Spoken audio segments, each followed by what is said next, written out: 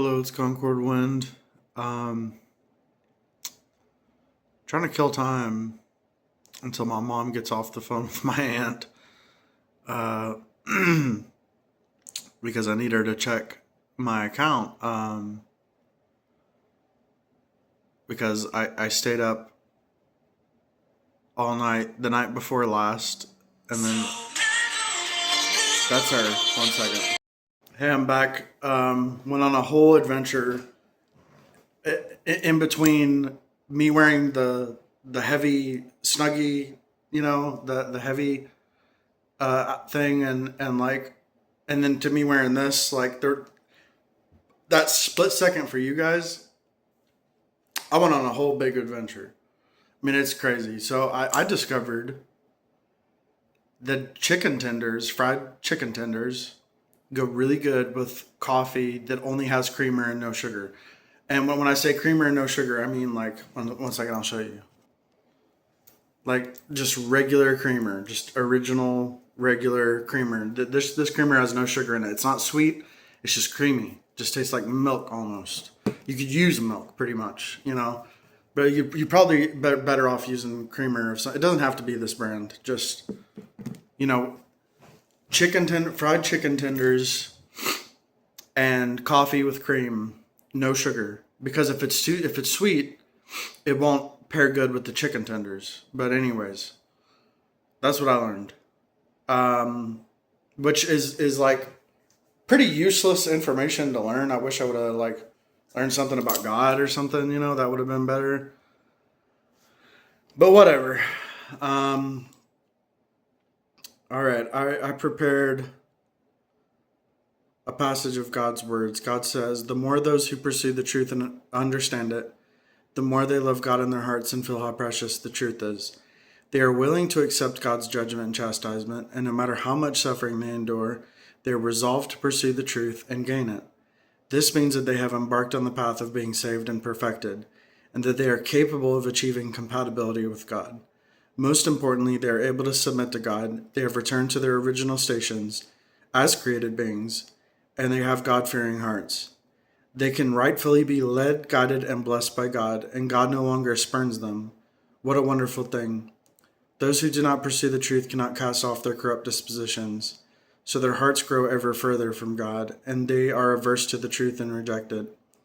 As a result, they grow increasingly resistant toward God and set off on a road in opposition to Him. They are just like Paul, openly asking God for their reward. If they do not receive it, they will try to argue with God and oppose Him, and in the end, they will become antichrists, wholly exposing the hideous countenance of Satan, after which God will curse and destroy them." That is so amazing, because it's like, if you ask God for blessings, if you work for God for blessings, if you serve God for blessings, then like 9 times out of 10, you're not going to get them.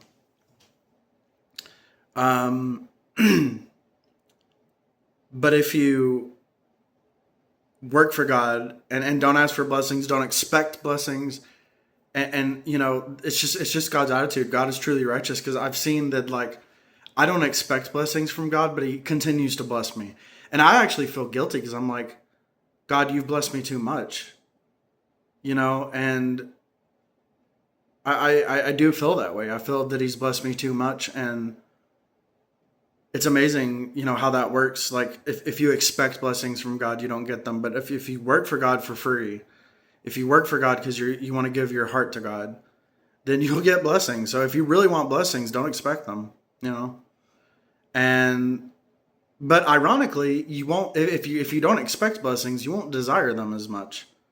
Like, blessings, it's weird. It's like, it's a paradox, because when you reach the stage where you're able to be blessed, you cherish your blessings, but you don't really care if you're blessed or not. It doesn't really matter to you. And that's the stage you reach when you are truly blessed. If your world revolves around blessings, and you live for blessings, and you expect blessings, and you want blessings, and you care a lot about getting blessings, then you haven't reached the stage where you're truly blessed. when you're truly blessed, you don't really care for blessings that much. I mean, you cherish them when God gives them to you because they come from God, but it's not like a big deal as far as like, I mean, I'm saying this like I'm not appreciative. I appreciate and I'm very thankful for my blessings. But if God didn't bless me, I would still work and I wouldn't argue with God and I wouldn't expect him to bless me is what I'm trying to say. Like I endure suffering for God. There are times when I'm not blessed, you know? And when I'm not blessed, I don't argue with God and say, God, please bless me so that I can survive, you know? And it's like, I don't feel that way. I just, sometimes I may be like, God, I need food. Can you please provide some food? If not, I understand and I will continue to work for you. I'll work on an empty stomach if I have to. It's fine. You know, and that's the way I am with God is like, I'll ask, but I won't expect it. You know what I mean? So anyways, yeah, I guess that's it for this video. Thanks so much for watching. Check out my new song, Digiseed. God bless and goodbye. Yearning, searching, working, hurting.